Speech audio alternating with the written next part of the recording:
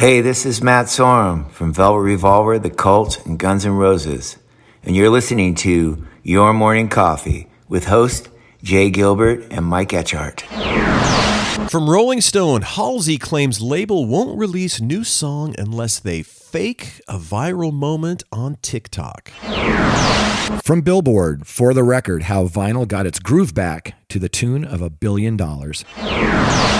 And also from Billboard, pop, rock, and single songwriters, the state of the Billboard Hot 100's Top 10 in Q1 2022.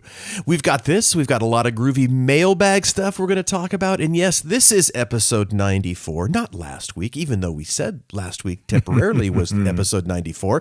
Apparently, I am number challenged. But yes, officially, this is episode 94. This is the Your Morning Coffee podcast. And here we go. Stand by for transmission. This is London calling. Wake up! The revolution is at hand! Your morning coffee is on the air. On the air. On the air. On the air. On the air.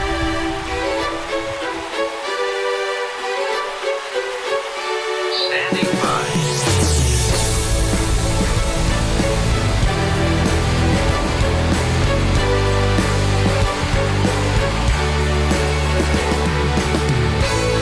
Your morning coffee, the weekly music news for the new music business.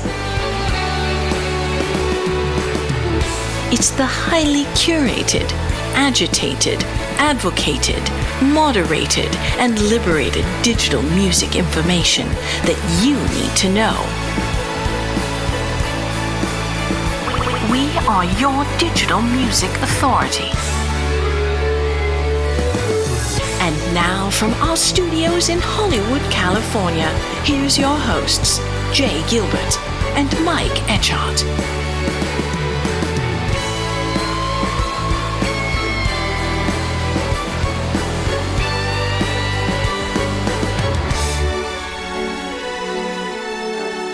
Oh, Jay, it is a long weekend. It is good to see you, my brother. Good to see you. Yeah. It's a little holiday weekend. We can maybe sleep in a little bit.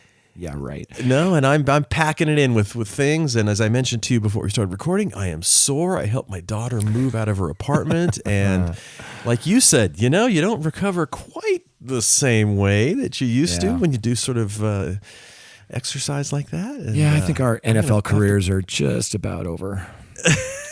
Yes. Gonna have to hang up the cleats, Jay. Have to hang up the cleats. Well, we've got so much to talk about today. And we sure do. I will just say one of the neat things is it's so gratifying to have folks respond back to us about articles. The best. And we had a ton from the article we talked about that was actually in LA Magazine about ticket prices. And it was just, it's nice that folks listen in to us, and it's so wonderful when we kind of touch a nerve, and we learn so much from other people's expertise. Yeah. When they write in and share things with us, and it's this kind of back and forth of information, and it's so fun, and that's what makes this podcast for us absolutely a blast. Yeah, Dimitri Vitsa told me one time when I responded about a podcast that he did that's, I forget exactly how he said it, but that's, the greatest form of flattery is when someone responds and sends you a note about your podcast. And we're fortunate that we have, such great listeners, and we've received so many great comments. But this last week was kind of special. We can't tell you who made these comments because when I reached out to ask them if it was okay if we identified them, I haven't heard back yet. And just out of respect for that, but I will tell you there are a couple of highly respected executives at the highest level. And hopefully in the coming weeks, we can tell you who it was. But as Mike said, last week we talked about a story and the headline was an open letter to Paul McCartney regarding ticket prices. And we were a little disappointed that you couldn't get an inexpensive seat at SoFi Stadium that seats like 70,000 people. And we kind of railed against that. But as is the case most times, it's a little bit more complicated than that. So I'm going to read we'll both read some of the comments we received in our mailbag about that particular article and our reaction to it. The first one was, when ticket prices are below market demand for whatever reasons, the resale platforms like StubHub reap the benefit. Tickets are flipped and then resold, and when that happens, neither the artist or the venue will get any of that upsell. Right. And then someone else said, that's why dynamic pricing, a la airlines or hotels, is useful. It captures that demand and value, or lowers price of ticket if less demand. And that margin primarily goes back to artist, not a broker or resale platform. And that was interesting. I had not thought that through, actually. No, I wasn't aware of that. And it was also mentioned that the ticketing companies have gotten very good at segmenting the market and pricing on a variety of factors that all, meet and greets, aisle seats, platinum, bundles, dynamic pricing. It used to be that there were two or three price buckets. Now there's many. Right. And then someone else pointed out that in major markets like LA and New York, the pricing is out of control, but the amount of affluence and size of these markets drives the demand up. You can drive down to if you're in the LA market, as Jay and I are, you can drive down to San Diego and ticket prices seem to be 30 to 40% less. Yeah, and artists can control some of this through the verification process via credit card, limit purchases to 2 tickets, that sort of thing. But that becomes a tedious experience for the fan. Radiohead and Nine Inch Nails have done this, where all tickets are at will call and you need to show your credit card to pick them up. But who wants to do that? Right. That's kind of a hassle. And then this other person also said, an area where the artist has more market pricing control is merch. Also, venues charge $16 to $18 a beer. I am all for making a profit, but this is a little ridiculous. Also, at SoFi, parking is tough, and for football is $100 plus. You can get a bargain across the street at the Forum for $75 across the street at the Forum. Wow. So, yeah, gouge. And then I was going to share with you, I had an absolutely miserable concert experience last week. So I did, when we were talking to, when we interviewed Mercuriadis, we were chatting beforehand with Fran, his publicist, and she was talking about, she had just seen Daryl Hall and Todd Rundgren together on the East Coast. She was based on the East Coast, and I had mentioned that I was bummed that tour hadn't come to the West Coast, and she said she had heard them talking backstage, and that in fact that show was going to come out. So indeed it did, and I got tickets, and that show was at the Wiltern, which I went 2 weeks ago, I guess. Mm-hmm. And it was such a great experience. It was packed. It was well sold. It wasn't quite sold out, but it was, it was about an $80 ticket or so. And the Wiltern seats, I don't know, 1,800, something like that. We had a seat. It wasn't great. There was some tall people in front of us, as there always seemed to be, but it was a pretty darn good concert experience. The next Monday, I went down to see Lord Huron at the House of Blues in Anaheim. Mm-hmm. So I'd missed Lord Huron when they played at maybe the nicest venue to see a show in Southern California is the Santa Barbara Bowl. They had come through last summer, couldn't make it for whatever reason, and then this time through, they did a festival in Redondo Beach. So they, that kind of blacked out the LA area. So I could either see them in Anaheim at the House of Blues, or way north in kind of Central California up in Santa Ynez. Went down to the House of Blues, where I had been before, and seen the last show I saw there was We the Kings back in 2016, I think. Been a while. And it was a pretty good experience at We the Kings, and it looked like at the time it seated maybe 1,500, and I really liked the House of Blues down there. So I thought, okay, let's see Lord Huron at the House of Blues in Anaheim. I go down there, I'm driving down, again, $85 tickets or so, and I'm pulling in, I'm like, this doesn't look the same. And I'm like, I don't remember any of this, in fact. And it's right across the street from Disneyland. And whenever you go to Disneyland, you could just feel your wallet being sucked out of your back pocket. Everything starts getting expensive down there. Right. And you pull into the parking, and there's this big VIP parking line. And when I bought tickets online, it said, if you want the VIP experience for just this one show, maybe send us a note and we could maybe give you some sort of an upgrade, because it was a general admission ticket, only standing.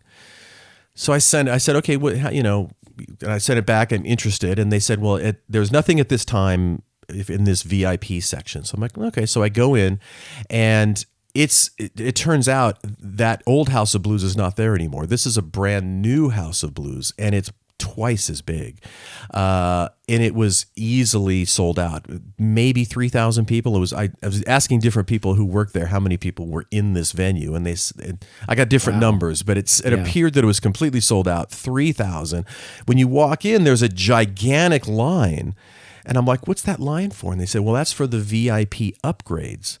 And so I asked people, how much is that? That would be $150 upgrade to actually sit down per person at the venue, per person. Right. So House of Blues is really pimping this VIP package it's an annual thing they want you to get. So they have all these screens on the inside of the venue showing these glitzy white people enjoying all the benefits and perks of this VIP package.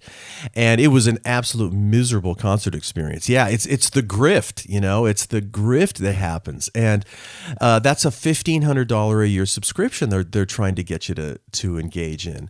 And boy, it was, first of all, Lord Huron was great, but it was an absolute horrible, bad sight lines, packed, absolutely packed. And then, so you could do the $150 upgrade there to sit down.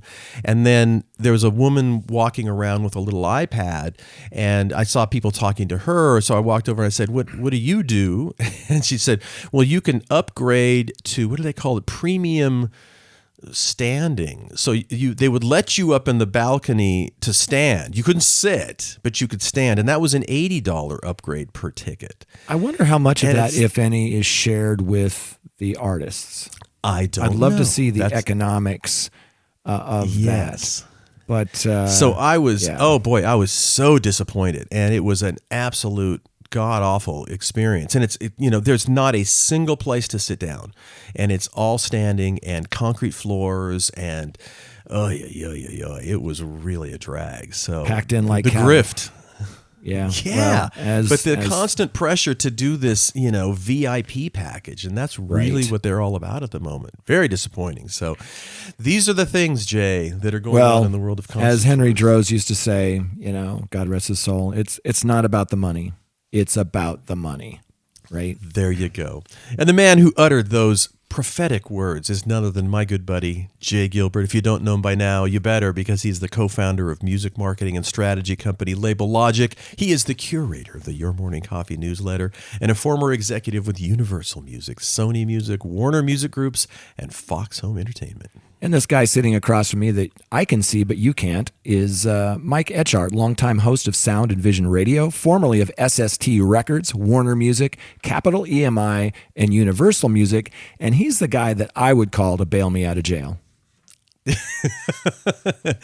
Uh-oh. I better get another credit card then, because I could see that going south very, By the way, very before we jump in, I just wanted to interject really quickly and give a shout out to Pitchfork. We always watch what Pitchfork is writing, but this last week, holy cow, we featured 3 of their pieces in Your Morning Coffee, and there were 2 that were kind of in the second cup section.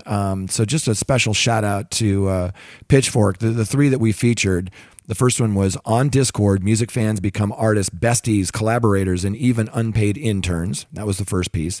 The second one, the woes of being addicted to streaming. And then the third one was Inside the Ambient Music Streaming Boom. So those were the 3 that we featured from Pitchfork. Some really, really great work happening over at Pitchfork. The 3 of the 5, actually, right? There's 5 total stores. That's right. So yeah, they are on a roll, they've always been on a roll. So great. And it is fun to see just the wonderful amount of information and stories that come out every week. I mean, obviously you feature in the newsletter, but it's just the golden age of information. It really is. And it's not just the internet style of news. And what I mean by internet style is one person writes something and then 20 other people take that, make a story out of what somebody else wrote. The stuff from, Variety magazine is like world class. Some of the things from Pitchfork, and you and I read, of course, Music Business Worldwide and Hypebot and Rolling Stone and Billboard and all of these great outlets. But they're doing the research, they're doing the interviews, and that's what makes it special for me. Absolutely. Well, by the way, we should also mention our sponsors, Jace. We are sponsored in part by Hypebot. Since 2004, Hypebot has chronicled the new music industry and the trends and technologies that are changing how music is discovered, consumed, marketed, and monetized. It is edited daily by founder Bruce Houghton with help from Alana Bonilla. Hypebot and sister blog Music Think Tank are published by live music discovery and marketing platform Bands in Town. Yes, Bands in Town. Over 65 million live music fans trust Bands in Town to get personalized concert alerts, recommendations, and messages from their favorite artists. It's the #1 artist services platform connecting over 550,000 artists with their super fans. Managers, labels, agencies, and artists access their own dashboard to manage and promote their tour dates across all platforms. Also, sign up for the new Bands in Town artist community at community.artist.bandsintown.com. Love it. All right, There you have Jay. it. Well, let's and we kind of hinted about this at the beginning of the show. Oh boy. We had a Zoom call last week, you and I and someone who has listened to the show, and he mentioned on the Zoom, he's like, hey, I don't know if you guys noticed, but you were out of sequence with your numbers, with your episode numbers, which means I was actually, because I'm the one who does that. And I'm like, what? And I went back as we're talking on the Zoom. I'm like, oh, yeah, it went 92 to 94. 94. So episode 94 was actually 93, but we're back on track. Yeah, this is 94. Yes, we're and back on. You fixed the website, and we're all good. So All good. Count Jay, and then what can I say? Yeah. So anyway, let's jump into this story. And this, you and I have kind of kidded over the years about sitting in marketing meetings and having people say, well, I need a viral video here. We need to get a viral video going, as if that's something you just snap your fingers and it happens. And here is an article out of Rolling Stone magazine. The artist Halsey claims label won't release new song unless they fake a viral moment on TikTok. Yeah, and this was in pretty much every publication in the music business this last week, talked about this particular story. There was a really great piece in the LA Times, which I'll refer to in a second. It had a great quote from Jonathan Daniel from Crush Music. But this first one with Rolling Stone was written by Larisha Paul. And it says that the singer joined a growing collection of artists that are frustrated with their labels over the heightened role of virality in dictating music releases. And, not all labels are like this. But we talked about the A&R teams getting a little bit lazy in some cases where they just didn't do the research that they used to do by going out and seeing bands and seeing the live show and the reaction and the lineup around the block, that they were looking really more at things that were popping on TikTok. And there's some backlash there. And there's also some problems with it. If you're a new developing artist, some of these folks have never played a live show. They've never toured. They've never been in a van.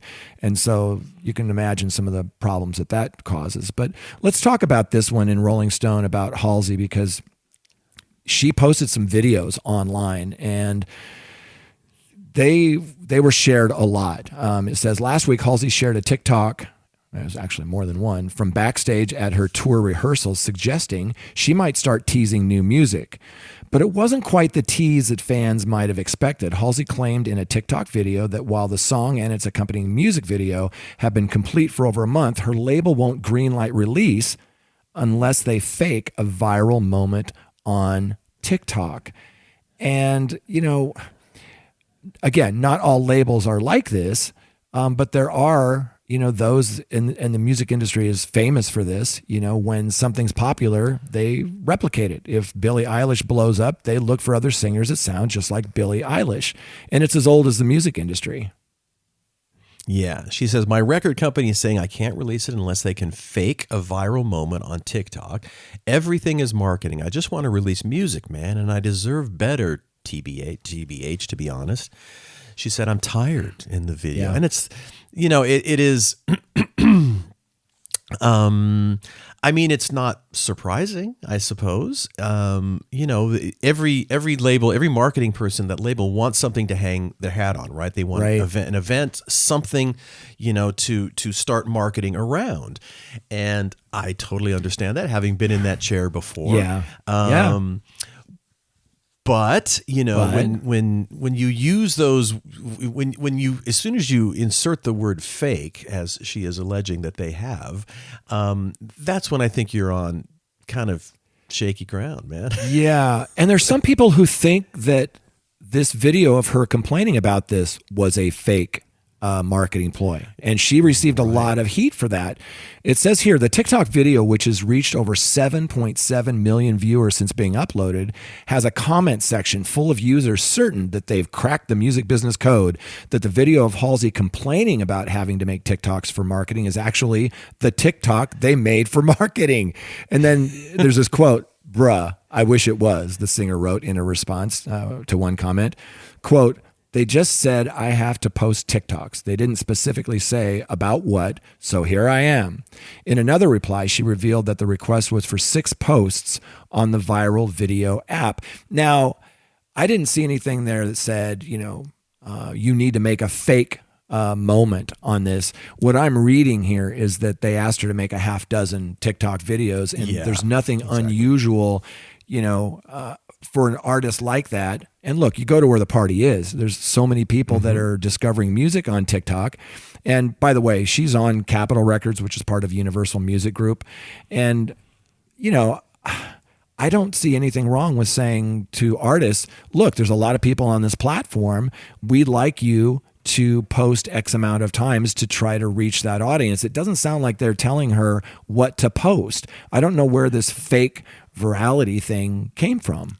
No, exactly. But she says, she said, and this was something she posted on Twitter. She said, it's not about making the TikToks. I already make TikToks, she said on Twitter. They are saying if they don't reach some imaginary goalpost of views or virality, then they won't give me a release date at all. I'm not claiming to be oppressed, just saying that not all marketing methods are universal. Yeah. Yeah. The singer's fans have asked Halsey to release the music anyway. Quote, "I've been in this industry for 8 years," she said, "and I've sold over 165 million records. Still, the label owns the master, barring them from doing anything release-wise without their explicit approval." I mean, you're not going to strong arm your label into withholding or putting something out. You've made an agreement with them. And look, I'm not saying that, Halsey's wrong for complaining about this. I'd be disappointed too. When you're an artist and you have new music, it's like being pregnant. You want to just get that baby out. It's been 9 months, 10 months, 12 months. You know what I mean? For music, if I can use that analogy, and you just want to get the music out there and share it with your fans. So I understand, that she wants to get this music out, but you also this is a business. It's the music business. So, you need to kind of get all your planes flying in formation on the marketing side. Indeed. But as the article mentioned, though, she says Halsey is the latest in a growing collection of artists who have increased their transparency about the heightened role of virality in dictating music releases. FKA Twigs recently revealed in a since deleted post that she had been told off today for not making enough effort on the video sharing app, promoting her latest album, Crash. Charlie XCX joked about her label asking her to post her 8th TikTok of the week. Even Florence Welch captioned a video, "The label are begging me for lo-fi TikToks, so here you go. Please send help." But this is, again, we talk about this a lot. This is the challenge of being an artist. Now, it's not enough to make great music. Yeah, and it should You be. also have to, Yeah. and so as we've talked again, we of course recognize that is the reality of being an artist today. But boy, it's again the amount of pressure on artists to do this and do that and do it's a lot. Right. It is really a lot. It's a complicated business now for that very reason. You have to not only do Facebook, Twitter, Instagram, YouTube, those types of things, but you have to look at these new platforms like TikTok. And if there's a big audience there, there's going to be more pressure for you to post there. I initially thought that maybe some of these labels were getting lazy and they wanted Halsey to do their work for them. And there was this video, Rick Beato, who I'm a big fan of, put out kind of railing against lazy record companies. That's your job, basically. You're the one who's supposed to be doing the marketing. But as I read more about this, it doesn't sound as nefarious as maybe I thought it was initially. And asking an artist to be participating in a popular platform doesn't seem unreasonable to me. But the voice of reason, I think, came from that LA Times piece I was telling you about. They interviewed Jonathan Daniel, co-founder of Crush Music. And that's, the home of Lorde, Green Day, Miley Cyrus, Sia, Fall Out Boy. And he said, right now we have a Sia song and a Panic at the Disco song in the top 100 on Spotify, essentially because of TikTok. As the importance of terrestrial radio has faded, at least with, some younger listeners, the internet has democratized the hit-making process, Daniel explains. Hits are no longer decided by industry gatekeepers, but by the masses on their iPhones, which has left labels desperate to repeat the trick when it happens. They're like, well, we're not sure what to do, but this is working for some people, so you should do it too, he says. Daniel recalls being bummed out not long ago when he came across Tori Amos's first crack at the platform, in which the beloved singer-songwriter greets the audience with a kind of "get me out of here" expression. Quote, "It just felt like somebody had told her, you need to get on TikTok," the manager says of Amos, who broke out in the early 1990s, long before the age of social media. And she's like, why are you making me do this? I get it. I want to.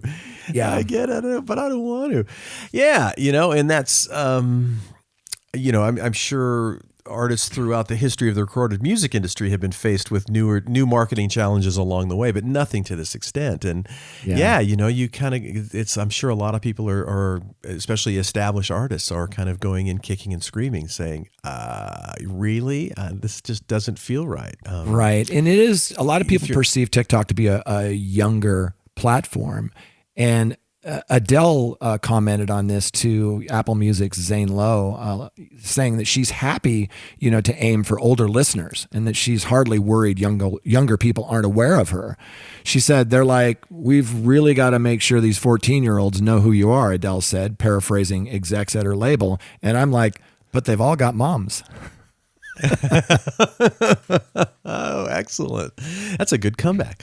Yes, indeed. So, well, listen, this will continue. I'm sure we'll be hearing various versions of this same story. Yeah. Which is, this is just the reality for so many artists now. It's like you can't just be a good songwriter or a good performer. Right. And read underneath the headlines, because some of these claim, that the record labels are horrible and doing bad things. And I'm not saying they are or there aren't, but as Ricky Warwick sings, there are three sides to every story: yours, mine, and the truth. Absolutely. Well, let's jump over to the next story, Jay. This is from Billboard. For the record, how vinyl got its groove back to the tune of $1 billion. Yeah. And I will say again, as I have said on this show so many times, I never would have predicted this ever. I don't think anybody. Were both there. We were both there with it going away, and here we are again talking about it, and unbelievable. I mean, it was just unbelievable, the numbers that we were talking about. It's really impressive, and this is from Billboard. It was written by Robert Levine. And it's a column by Robert Levine analyzing news and trends in the music industry. It's called For the Record.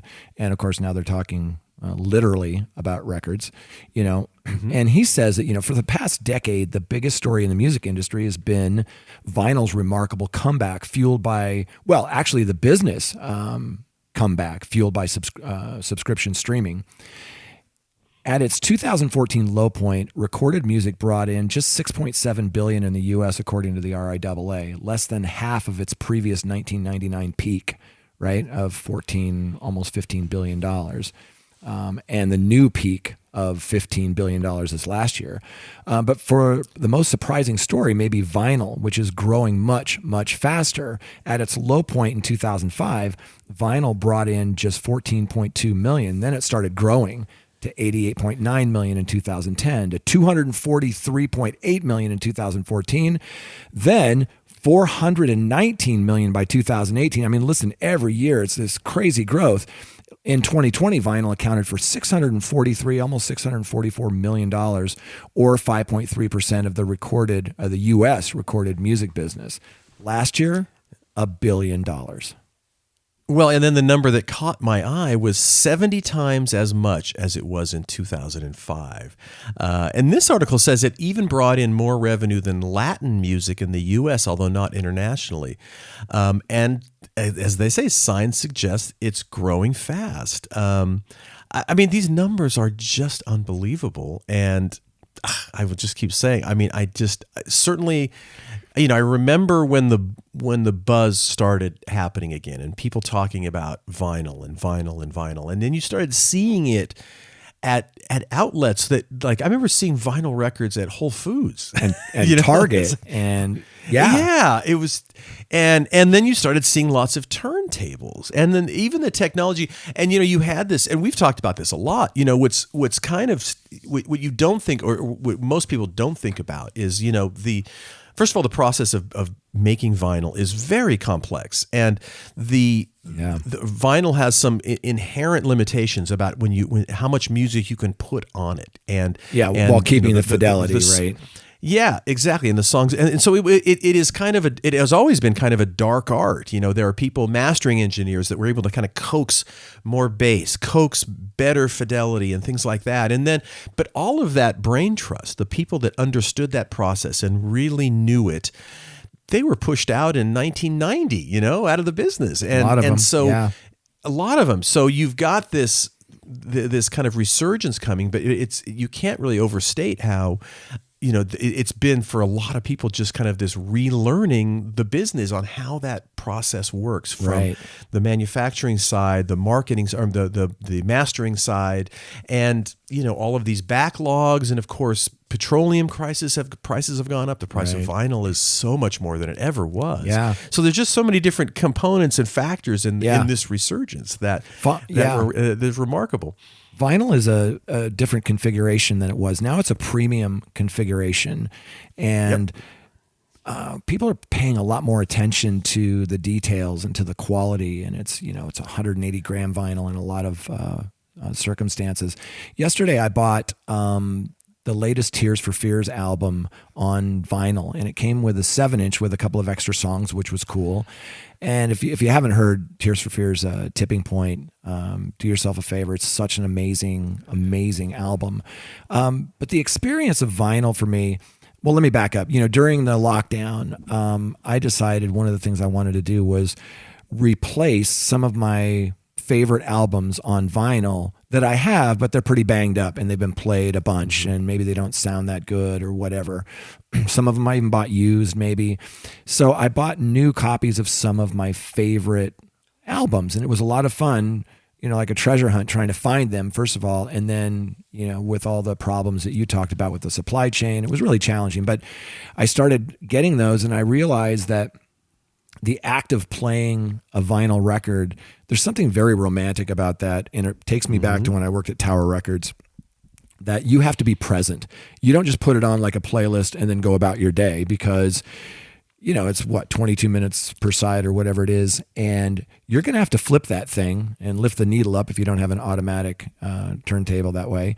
And it just, you enjoy the music a little bit differently. I'm not saying it's better or worse. It's just a different experience. And I found myself going back to reading, like with the Tears for Fears, they have the lyrics, which is so great. Some of my favorite albums, Elton John, Goodbye Yellow Brick Road, it had the lyrics in there, and it brings you into the music faster. The Accidentals, Vessel, you've got the lyrics right there. You're already into it and singing along, right?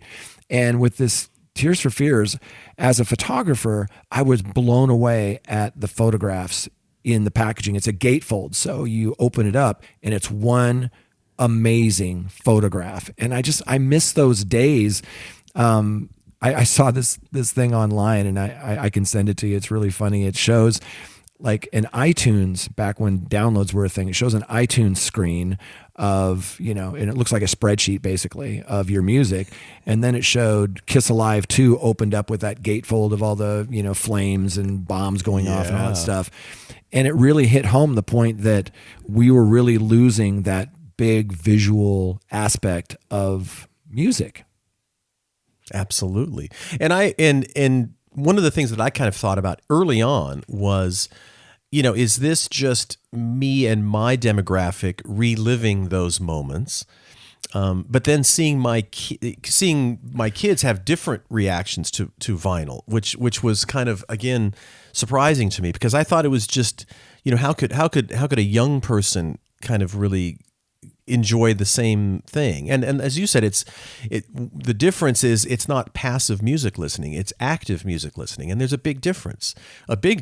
And you're not putting something on Spotify and then cleaning the kitchen. Exactly. You are sitting down and proactively listening to music, and it is a very different experience.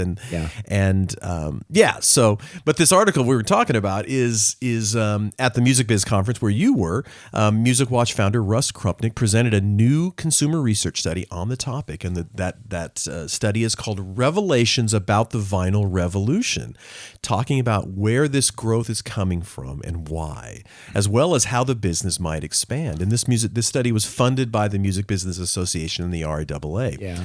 So they did. They reached out to 1,400 consumers, including more than 900 vinyl buyers, and the report segments the market of vinyl buyers according to how long they've been collecting: 38% more than a decade, 30% between 3 and 10 years, and about a third less than 2 years, and how often and why they buy. And what's fascinating, as the article says, although we tend to think of vinyl buyers as a particular tribe, there are more of them than people realize. 17.6 million of them, in fact, in the U.S. That's more than a third of the number of Americans who bought tracks as downloads at the peak of that market. Wow. And as the article says, although 26% are veteran and committed, that would be you, Jay. That would be me. There are also consumers who focus more on the packaging, which is 26%, and artists, 20%, as well as pop fans, 12%, and new occasional buyers, I suppose. 15%. I like that. It sounds like the name of a band. Like, where did you go last night? Oh, I went to see the New Occasionals, and they were awesome. That's right. And I do want to interject the opening act was veteran really and committed. Quickly,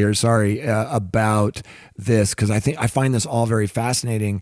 Our friend Will Page mentioned in an interview that the stat was something like half the vinyl purchased is not played. Right. And I don't know, where that came from, but I do know that people, will buy vinyl and frame it and put it up on their wall. They'll buy it at the merch table as a souvenir from a show or get it signed. And typically vinyl, well, it used to come with a download card. That used to be very common, but I noticed the last few albums that I bought did not come with that download card. But I find that really interesting. Maybe half isn't actually played. Well, yeah, exactly. Well, and that's the hip factor, right? So I think there's always been, trend-wise, there's always been people that want to jump on the bandwagon and they want themselves to be perceived as cool and hip. And so what's cooler now, Jay, than showing off your vinyl collection when people come over to your pad? It's bragging rights. But one of the things that I found really interesting, is, it's kind of the demographics. this person who wrote the article said, for most of the time I've been collecting vinyl, many, but certainly not all, buyers look like me, pale, male, and the kind of person who enjoys flipping through old records at a garage sale. That's me. But he said that's changing. Vinyl consumers are 46% female, 20% people of color, and evenly balanced between those over and under 35, according to the Music Watch report, which I found that as very interesting numbers. And 46% female kind of knocked me out. Because, again, you kind of think of this as sort of a geek male thing, or I do anyway. Well, if you've ever seen the movie High Fidelity, that's kind of the stereotype that I think about, and I think that they're kind of dispelling here, and as he says in the article, a hobby known for devotion to the obscure may have mainstream taste. The best-selling records of 2021 include albums by Olivia Rodrigo, Taylor Swift, Billie Eilish, as well as Prince and the Beatles. Yes, exactly. So again, there's big sellers. Of course, it's still fun to find those obscure artists that you're looking for. But no, it's across the board. And I think that's the most gratifying thing that I pulled out of this article was, it is really a broad demographic of people that are interested in it, that are buying it, consuming it. And it's kind of certainly there are the diehards that have always been there, the pale male folks. Pale male. Perhaps occasionally I resemble that remark. Yeah, exactly. But it is a growing it's a growing demographic, and the market just seemingly continues to go up and up and up. And I mean, I'm just knocked out again. I never in a million years would have predicted this. One of the things that's so really helped, that it's here. Yeah, one of the things that's really helped vinyl is Record Store Day. Michael Kurtz and his team over at Record Store Day have done this fantastic job of having multiple drops and multiple Record Store Day celebrations, and the labels participate with exclusivity on certain things. And, we've participated too. And just, it's been such a joy to see people going back to record stores.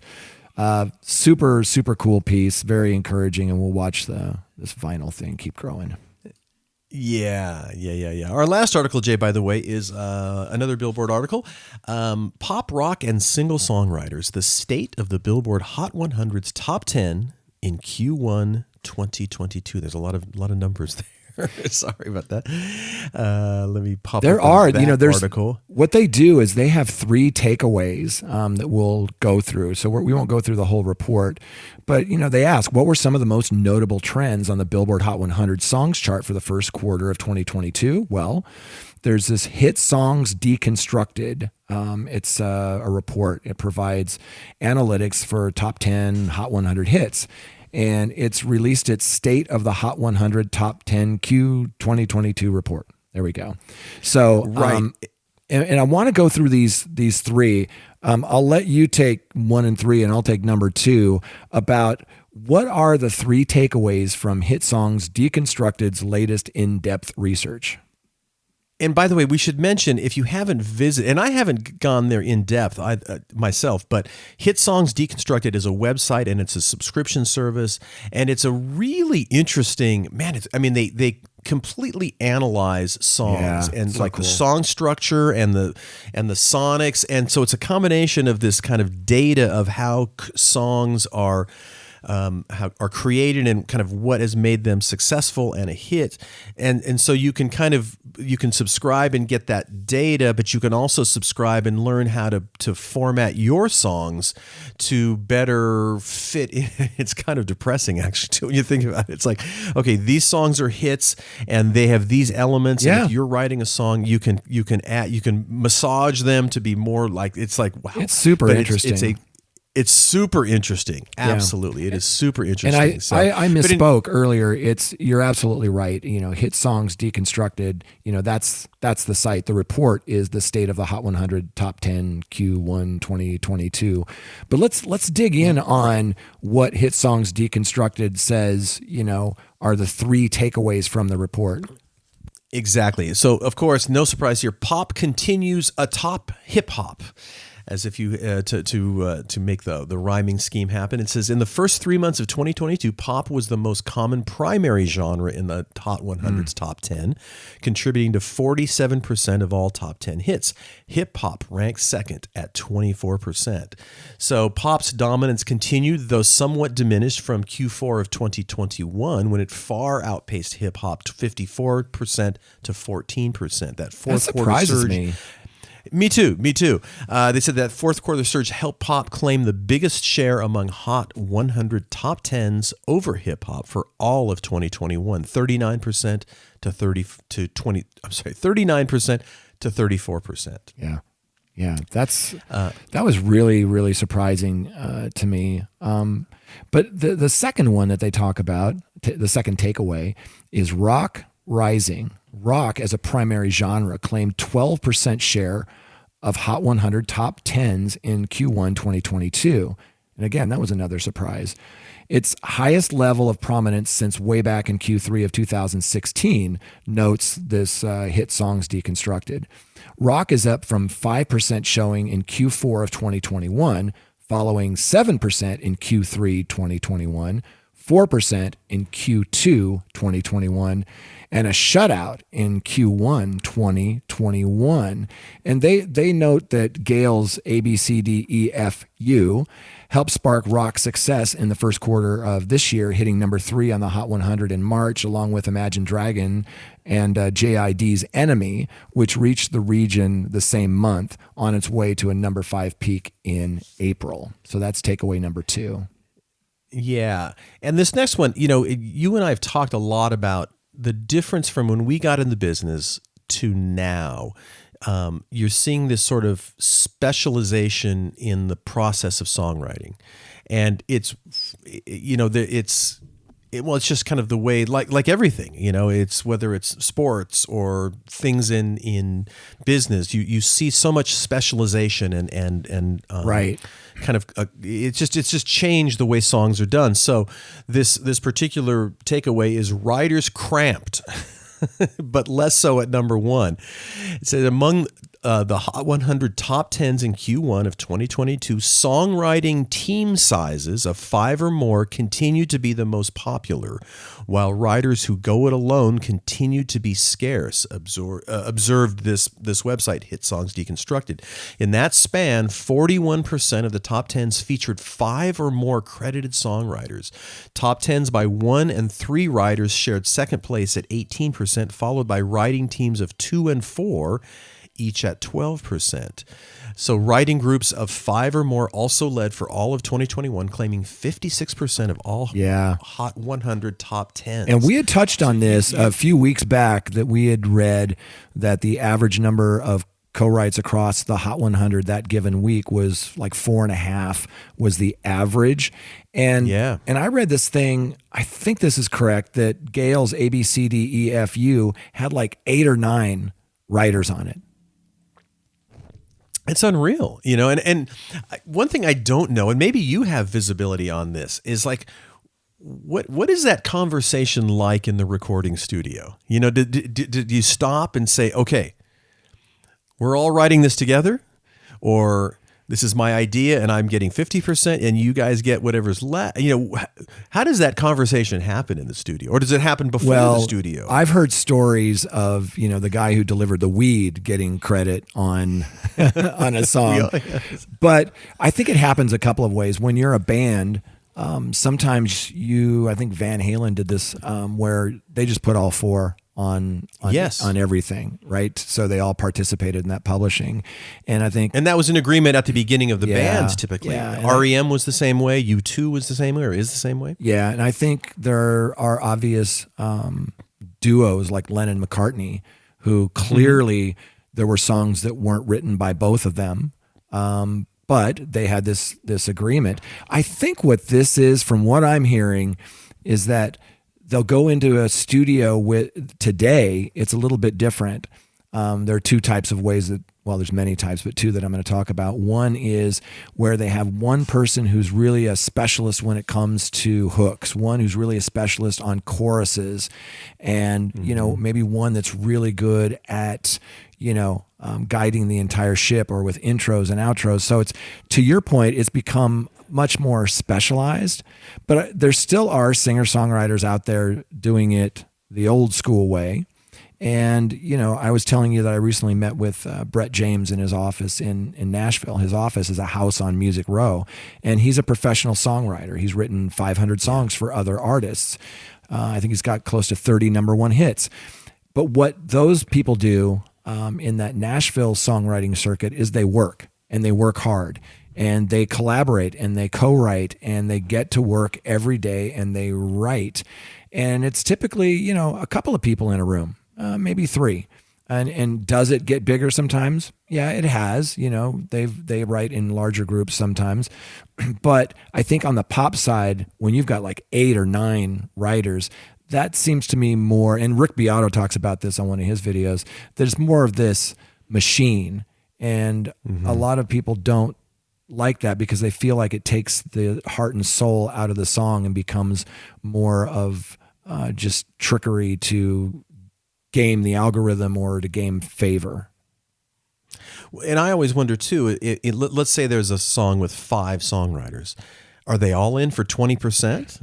Or is that even, that's something we could never see, but that's somebody. Well, I've knows seen that. some of it with some of our artists, not 5 songwriters, but I can tell you that typically publishing splits are split evenly, but I've seen many, many cases on, like, say, 2 people writing a song where one person got 80% of the right. Yeah. You've heard the old joke, right? Change a word, get a third. I want to be that guy that gets the third. Mailbox money. Mailbox money, exactly. Well, it is, and maybe we'll have someone that listens in that is involved in publishing and songwriting that can kind of reach out to us and say, how does that go? And I know, like, especially in Nashville, you've got people, you've got established publishing companies kind of connecting people, and do that. So I can see in that scenario where those things are determined up front, that this is a 50-50 or this is a 30-30, 33-33 or whatever. Yeah. But I wonder, because I've been in recording studios when you've got lots of people sitting around and suddenly the guitar player, who maybe is just there to play on the session, will throw out an idea or a suggestion for something, but I don't know. I just don't know how it works on the backside, or he just gets dated out. I don't know. Sure. Or what about the producer or engineer who's helping to craft those songs? A lot of producers now are in on the songwriting, and some of them are artists in their own right. So fantastic piece to dig into, from Hit Songs Deconstructed. The article was written by Gary Trust over at Billboard. Really interesting. Yeah. And check out the website. It is a fascinating website. So, boy. All right. Well, Jay, it's a 3-day weekend, so we're going to wrap up this episode, which is truly episode number 94, even though, as I mentioned last week, I said that was episode 94. Are you Don't sure? listen to me then. Listen to me now. I'm right. totally sure. So, but I want to thank our wonderful, groovy folks that help us put this episode on. Good friends over at Hypebot and Bands in Town. Yeah, Big thanks thank you, for guys. that. And of course, thanks for everyone that listens to the podcast and everyone that checks out Jay's wonderful newsletter, the Your Morning Coffee newsletter. If you don't subscribe, you better subscribe, because Jay does the homework he's that kid that you want to sit next to in school that already did his homework and you know he's going to ace the test. You want to sit next to Jay in high school if you ever go back. So check out of course, make sure you subscribe. Thanks for listening in. And folks, we'll be back next week with episode 95 of the Your Morning Coffee podcast. And we will see you then.